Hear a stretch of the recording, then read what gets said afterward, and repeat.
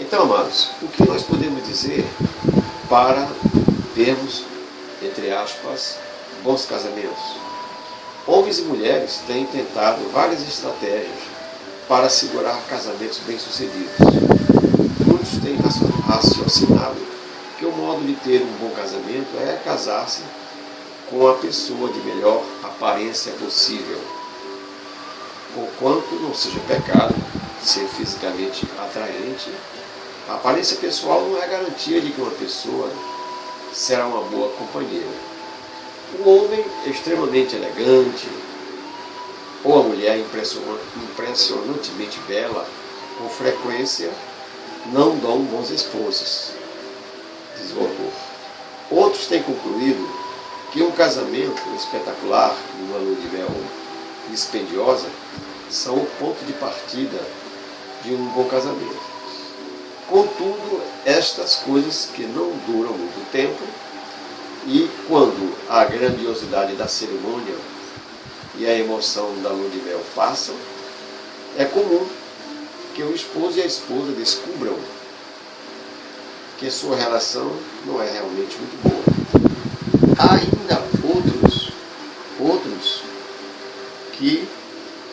ainda outros que têm seguido a estratégia de acumular bens antes de casar e, em alguns casos, de procurar uma pessoa rica com quem casar. Tal segurança financeira constituirá, atenção eles, o alicerce de um bom casamento. Algumas vezes, parceiros em tal situação, assentadas sobre a riqueza material, pagarão quase tudo para escapar do casamento. O resultado de tais preparativos financeiros é que há mais bens a serem divididos quando o casal se divorcia. Observaram aí, então, as estratégias? Que sejamos sinceros, nós somos humanos, nós somos pessoas inteligentes, independentemente do grau de formação escolar, acadêmica. Nós somos pessoas inteligentes. Esse pressuposto é básico. Deus nos criou seres humanos com capacidades de pensar, refletir, construir. E, paradoxalmente, apesar dessas virtudes divinas, também capazes de desconstruir, de não pensar e também destruir. Vejam que esse é o viés oposto da obediência ao nosso Criador, ao nosso Deus. Por isso que o magistério da Igreja, quando elabora o catecismo, a doutrina para todos os seguidores, para todos os que creem em Deus, fala no pecado, ou seja, o pecado como um ato ou uma atitude em desobediência a Deus, um não dito para Deus. Podemos resumir que, se alguém nos perguntar o que é pecado, pecado é um não dito a Deus. Evidentemente que isso é uma definição, é um conceito, vamos dizer, definição, é um conceito simples, mas que, dependendo daquilo que nós queremos aceitar, é uma definição bem abrangente. Ou seja, o pecado é um não dito a Deus, é o pecado da desobediência a Deus.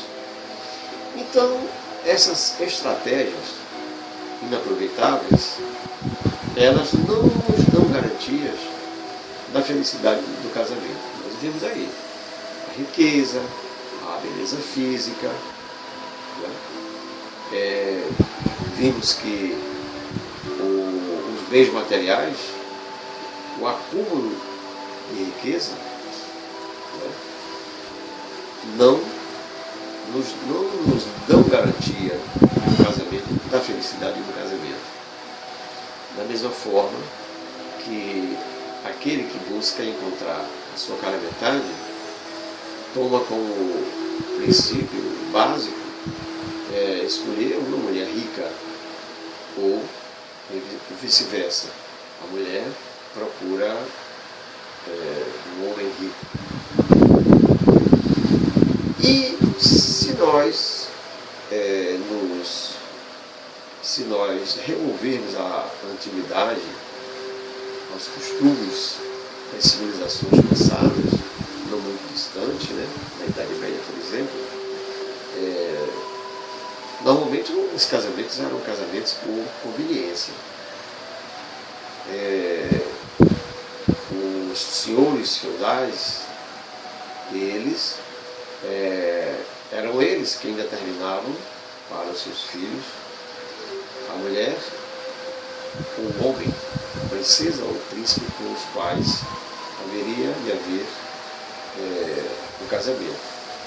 Isso nós sabemos através de filmes épicos, né? onde a princesa era infeliz, né? Porque ela tinha que se casar com um homem escolhido pelo seu pai, pelo rei. E a palavra de rei tinha que ser cumprida, né? Então, é uma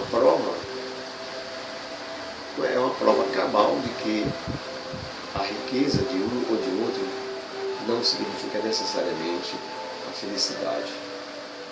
E o autor aqui encerra um parágrafo dizendo que o resultado de tais preparativos financeiros é que há mais bens a serem divididos quando o casal se divorcia. Olha, isso é uma verdade, né? Quanto maior o acúmulo de bens e riquezas que um casal concentrou, deteve, né, ao surgir o rompimento do casamento, mais trabalho terão os operadores da lei e da justiça, né, para oficializar e consolidar a separação, que vai então desembocar no divórcio. Portanto, amados, esse é um ponto que eu acredito que deve ter ficado bem claro. Deverá ser notado ainda que não há nada inerentemente pecaminoso em ser fisicamente atraente.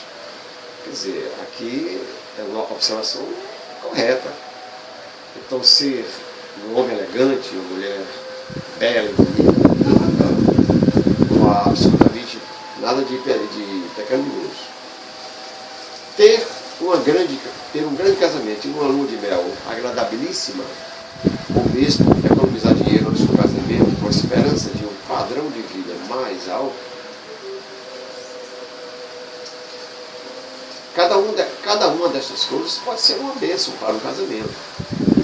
Nenhuma dessas coisas, contudo, resulta necessariamente em um bom casamento.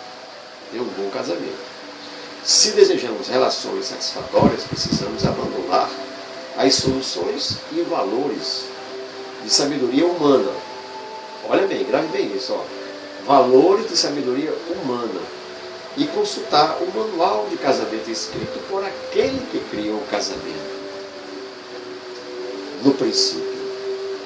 Quem foi que criou o manual do casamento no princípio? Deus.